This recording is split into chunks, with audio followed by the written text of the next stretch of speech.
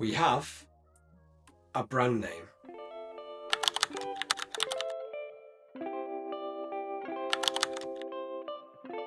If you're new around here, I'm Justin and I'm building a coffee and dessert brand from scratch so that you can see what really happens behind the scenes as we go from idea to launch day. I want to bring you along for the journey on what it takes to build a business from scratch. So let's get into it. Okay, we've just received an email with some really good news. We've had our trademark approved, which means that we can now officially go public with our brand name. So I've applied for trademarks myself in the past, and I've used trademark attorneys.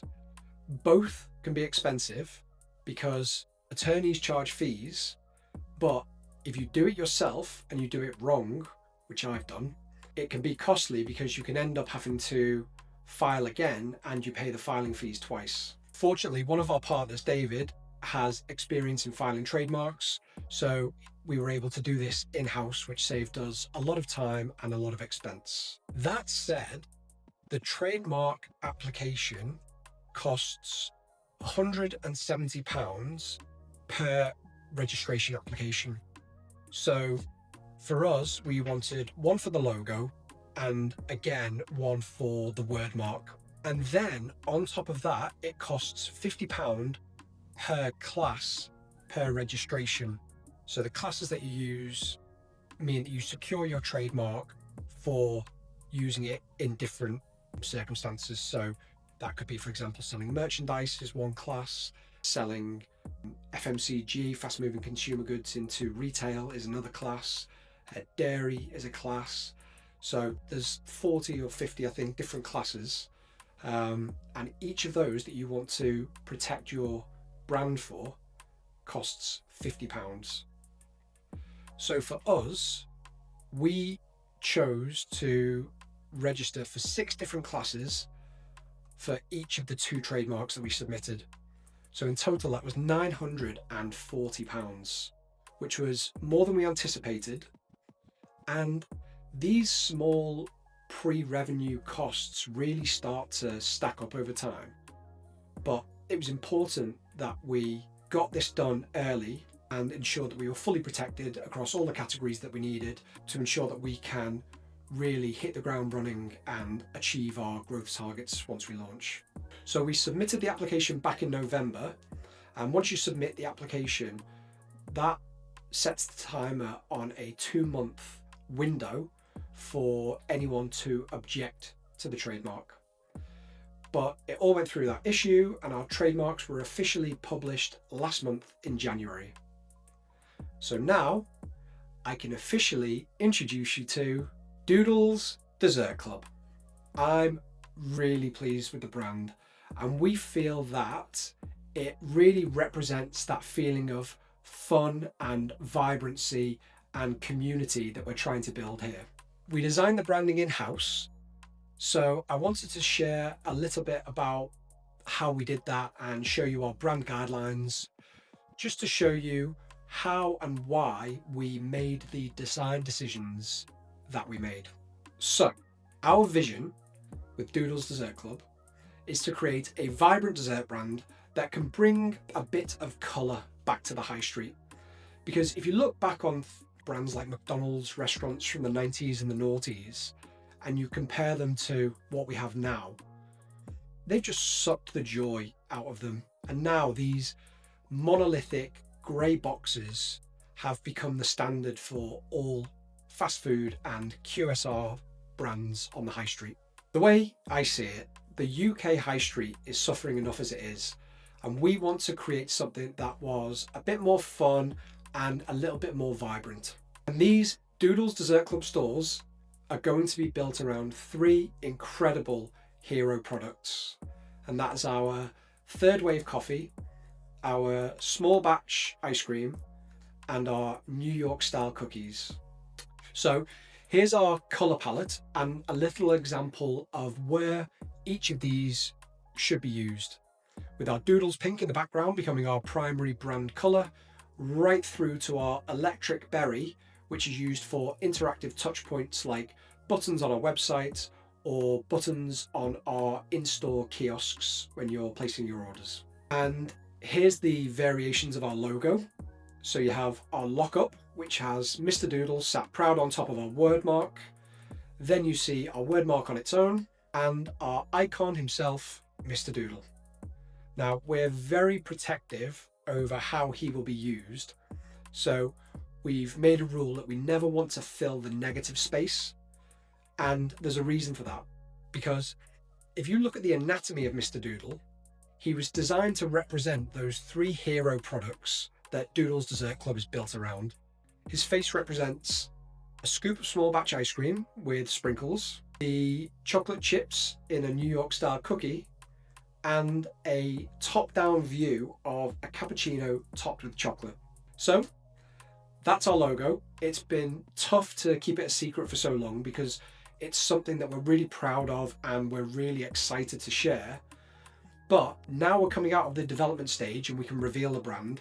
You'll start to see our socials getting activated in the coming days and we can start really shouting about what we do. So why are we only just revealing the branding now? Why not reveal it back in November? Well, in those early stages of building your brand, you have to be covert while you don't have any protections in place. One of our primary growth engines for Doodles is to grow through franchising. And when it comes to franchising, you can't sell what you don't own. So you must own your brand and you must own your trademark. I've seen many startups over the years who've launched without doing their trademarking, without protecting their logo, and they start and they're really successful and they start to build their brand and gather momentum, and their brand becomes more and more well known. And then some small cafe out of Bournemouth with 8 covers that's been trading since 1984 suddenly says, hold on a second, we've been using that brand name for 40 years, so you can't have it.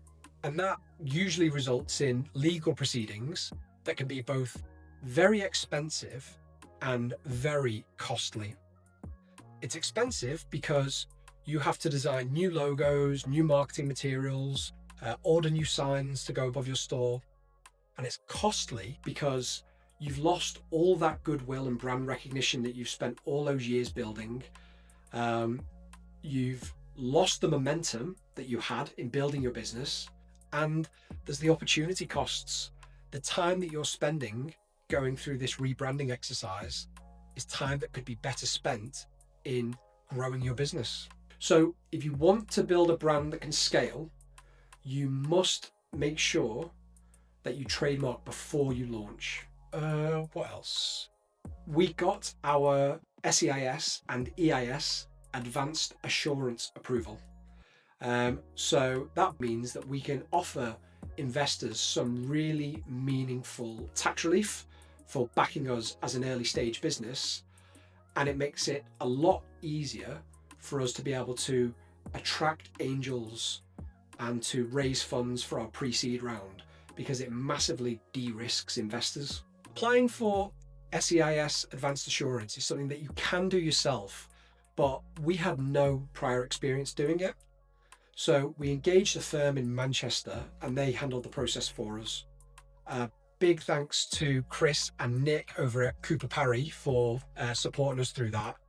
And I'm really glad that we ended up doing that, because when we were going through the early stage due diligence, we realized that there's an issue whereby one shareholder can't own more than 50% of the business, which currently my holding company, which holds my shares in Doodle's Dessert Club, does own more than 50%.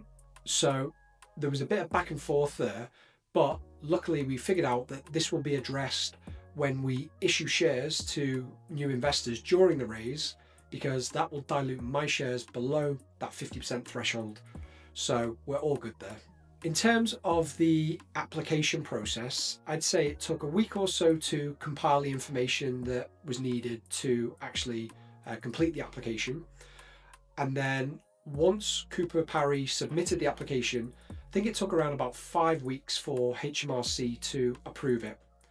So we received confirmation a couple of weeks ago that we've been approved, and that's massive because that means that investors can claim up to 50% income tax relief on anything that they invest, plus they get loss relief if the business fails.